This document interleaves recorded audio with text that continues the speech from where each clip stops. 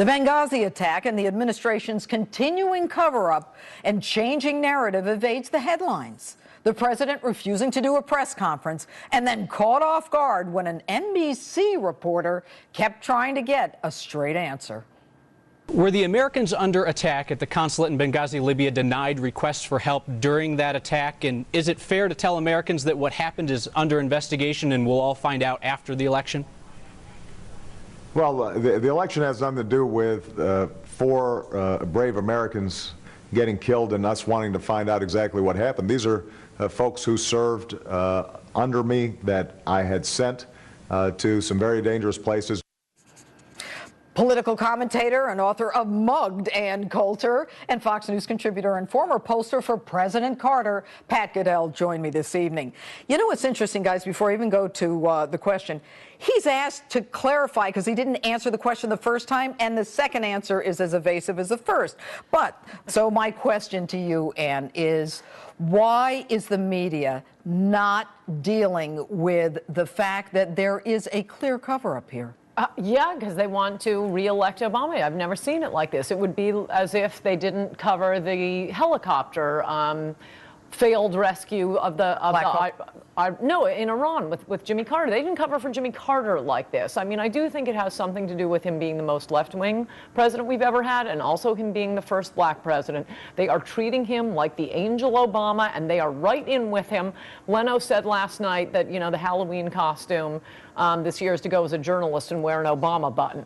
But Pat, I mean, do you agree? I mean, I think we've got some screens of the New York Times. It just comes out that the CIA operative on the ground asked for help 3 times. The New York Times doesn't cover it. I think there's a front page from yesterday and the front page from today. They don't even mention it. They have been in the tank on this in a way I've never seen. CBS, at days after the president told them, in fact, told them he knew there was an attack. I left yesterday George McGovern's funeral, who I worked for when I was 21, who was a man who stood up on the issue of the war, whether you liked it or not, and what he believed is truth, and fought a president against a president who was willing to lie, cheat, and steal to get elected.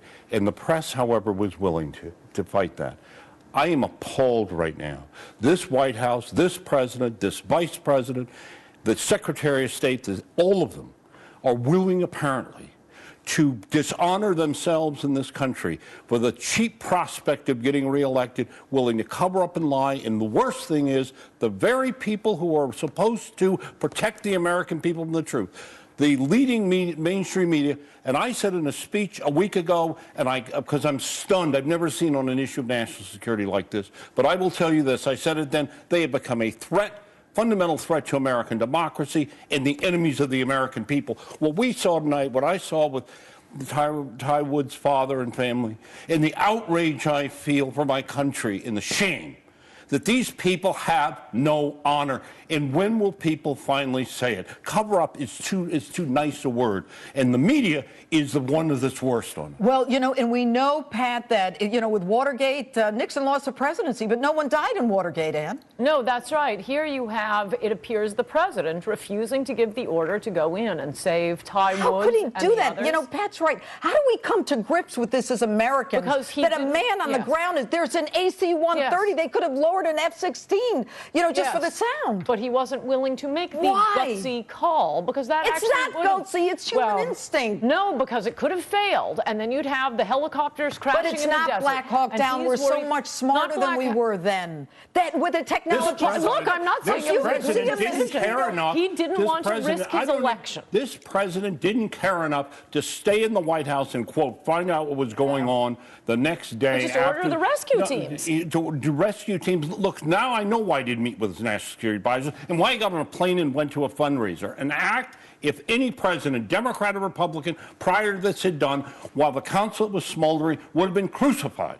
Well, and yet they are in the tank, and and as I've said it, this is, I'll tell you, I'm so personally, not politically, but personally nauseated by this. All right, well, you know, as Rome burned, Nero fiddled, and we have Obama with the Middle East burning. And Pat Caddell, thank you so much. Ann Coulter, always good to have you here.